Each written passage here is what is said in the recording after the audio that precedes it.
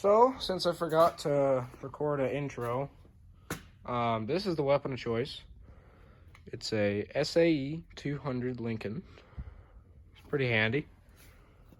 And this is the same exact ground clamp, same exact setup as on the Westinghouse that I showed you last video. So we just did the same exact thing, and they work pretty good. This is what was on it before. It was something that they actually made right here. Now this is actually it. It was something that they had made, which is actually kind of cool. That's so you can actually stick it in holes like that. So you can actually sit it there, because with a regular clamp like that, you can't even stick it in holes, really. But then this hook is just so it'll ground, because I mean, really, you can just, and you're grounded. So, yeah. And sneak peek into another video. Yeah. So, enjoy the video.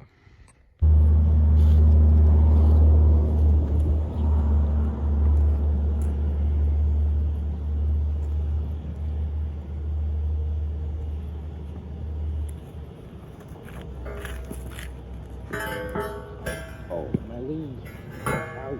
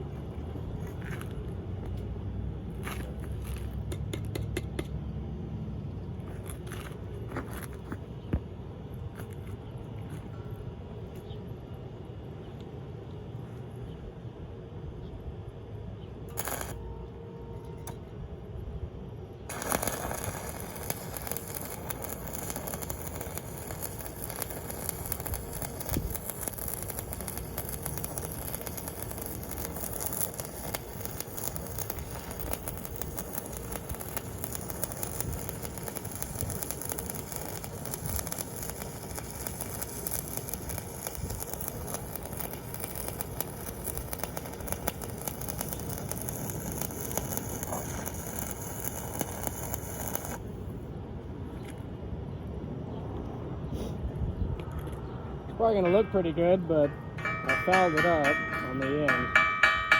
Well, I actually saved it pretty good. Man. By golly, boys. Them are stuck on there. I'm gonna tell you that right now. So something that I just wanted to show you guys is this, and also, see this slag on these welds? This is a rusty piece right here. You can weld through rust with these stick welders with 7018, but it's a lot better to have this paint clean. This slag just fell right off of these because I ground the paint off right where the weld was gonna go. And this one, I can hardly get the slag off of there. See, watch this. So, see? I mean, I can hardly get the slag off. So just remember, clean surfaces help, but if you're in a pinch, you can weld through rust, but I definitely should have ground that down just to get the first layer of rust off the outside of it. That would have been a lot smarter deal, but we're getting it. So I'm fixing to tell you guys a little bit about restarts. So I'm down here on these. You see, I made it about halfway there. So what I'm looking to do is come in here with my rod. I'm gonna start past where I left off. So you're gonna scrape it right here, just like that. And then once you light, you bring it all the way back up to about here. So you can just fill in the crater where you left off. And then you just keep going. You just move right back down, just like that, and then you finish it. So, like I said, you start up here, right here, and you move back. And you just run it all the way down. So I figured I'd give you guys that tip. And I'll try to set you guys up so you can see me restart one. It's just going to be arc shot, but okay.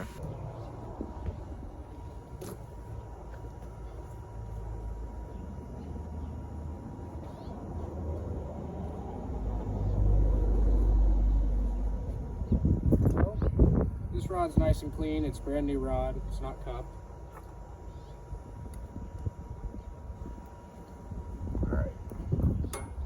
if I can restart it and not make myself look bad.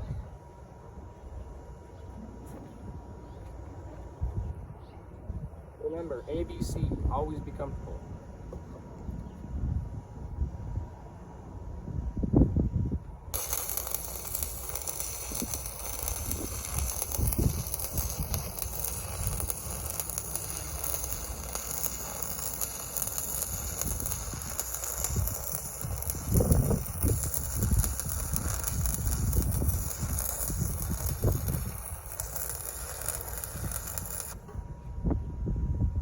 And did you guys see how I brought my rod away from it? I don't drag it off the corner like this. So as I'm welding, I come to the end, I back up just a little bit. You don't want to weld over your slag, but I came back just a little bit, then I pulled off. And that seems to work best for me. So, I figured I'd show you guys something, but I'm pretty sure this one right here, that little notch in there, that's a restart that I did. So that looks really good for restarts. This is the first time I've tried starting it behind and then going up with it. So I was just shy. If I would have went a little bit more, it would have been perfect. But that's what that looks like to me, because I think one of these welds I had too short a rod. But this is the finished product. This down here, it isn't as pretty because this rusty piece, man, that sure made that slag come off hard.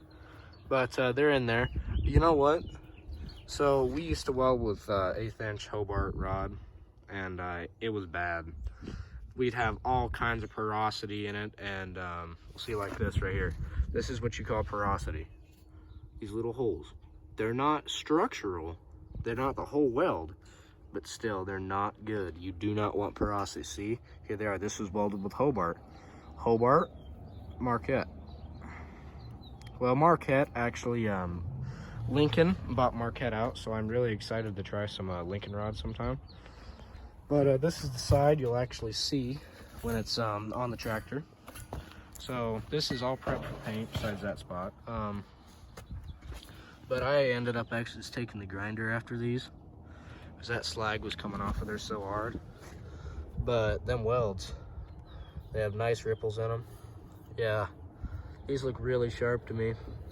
And this is so we made this first. This is an old guard off I think probably a 45-20 yard tractor.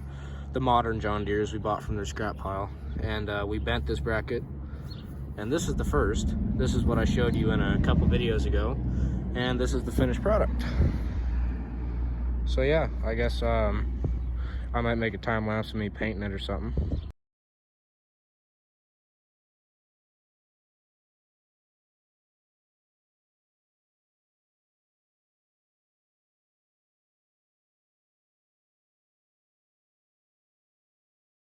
So we got the first coat done. As you guys saw, I had to get the chip and hammer out and get a little bit of spatter off.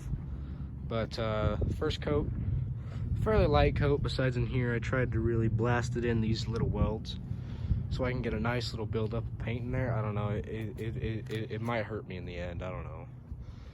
But yeah, so we'll let this dry. I'm gonna go clean up the drill press, and I'll set up a time lapse again.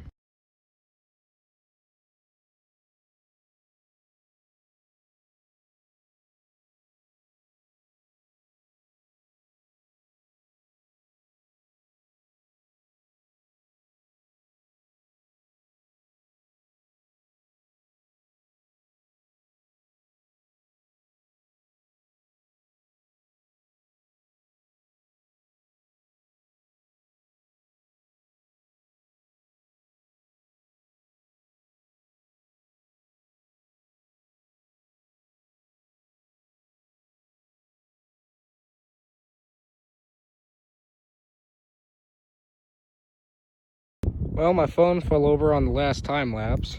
I'm cupping my hand around the mic to try to get rid of the wind noise, so it might be a little bit shaky for you guys. But so this was my last coat.